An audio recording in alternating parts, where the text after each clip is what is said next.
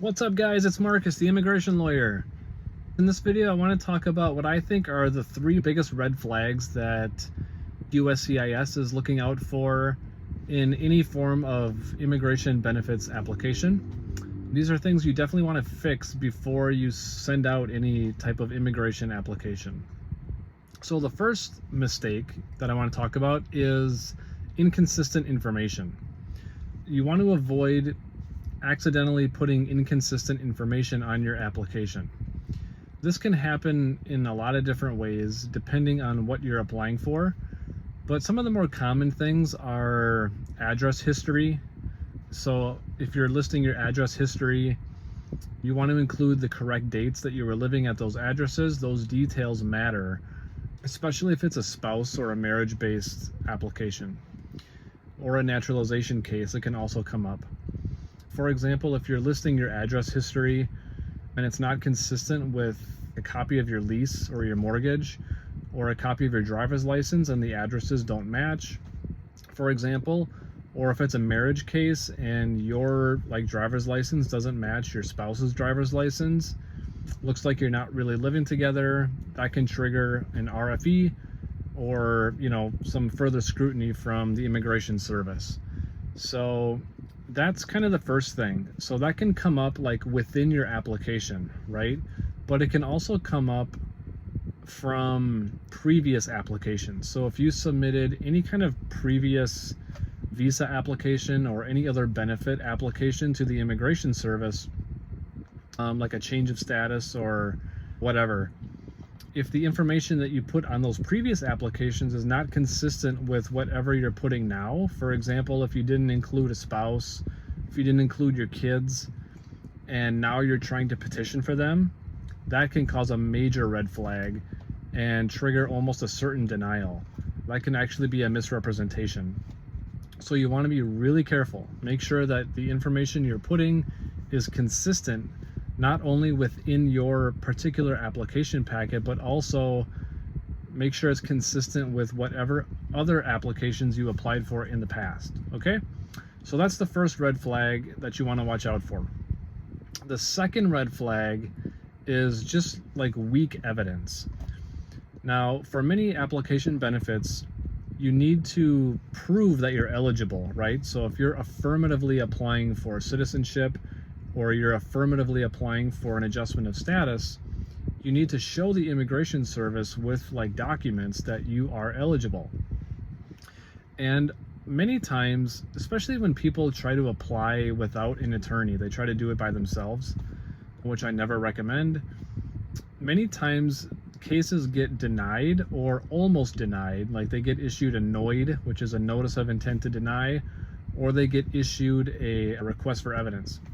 Many times it's not because the couple is, or the person is ineligible, but because they submitted the wrong documents or documents that were not good quality.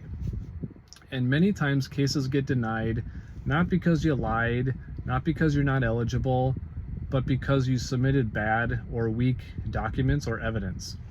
So many times those can be easily fixed, but it's gonna, delay your case and just kind of disrupt your life for a while you're getting that fixed.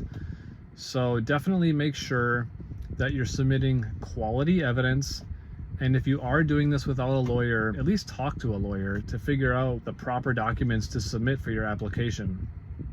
But seriously, I don't recommend you do that. You really should work with an experienced attorney to make sure that this is a smooth process for you. Because the other thing that can happen, if you mess up your case and you're not in valid immigration status, USCIS can just refer you into removal proceedings. That happens all the time. So don't run the risk of getting your case denied and getting yourself put into deportation proceedings just because of a dumb mistake, like the wrong documents. Okay, so that's the second red flag. It's weak or ineffective documents or evidence. The third red flag is prior immigration violations or criminal issues. So if you are applying and you have some kind of background where you've had prior immigration violations, such as crossing the border illegally, working without authorization, overstaying your visa. All of these types of things can trigger issues potentially.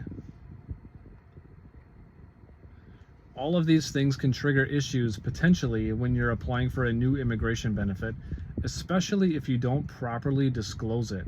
Many times, prior immigration violations really don't matter. They don't have an effect, or they don't create inadmissibility in your application.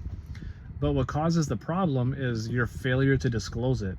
If you're not honest and transparent with your application, just that alone can cause an issue for you on your application.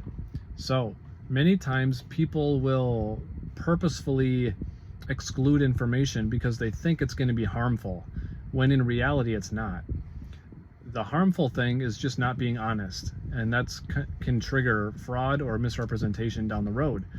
And those are like the kiss of death. If you get charged with a misrepresentation or a fraud, you can almost forget about getting a green card. It's like almost impossible. So talk to an attorney. If you do have prior immigration violations, just talk to your lawyer about it. In most cases, you just disclose it and it never becomes a big deal. But don't just not disclose it because you're afraid of it. The same thing goes with criminal issues.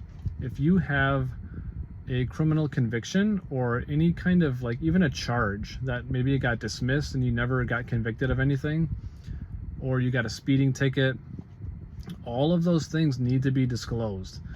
Just like the immigration violations, if you have criminal violations, many times they don't have a serious effect on your eligibility. But the problem is people get afraid to disclose it, thinking it's going to like trigger an automatic denial or make them automatically ineligible. And that's, in many cases, that's not true. You just need to be honest about it and present it to the immigration service in just a very factual way. And in many cases, like I said, it's not going to cause an inadmissibility problem for you. So those are the three most common red flags that I see as an attorney and that I think USCIS is looking out for. So if you notice any of those things in your particular case, make sure that you fix them before you submit any kind of an immigration benefits application.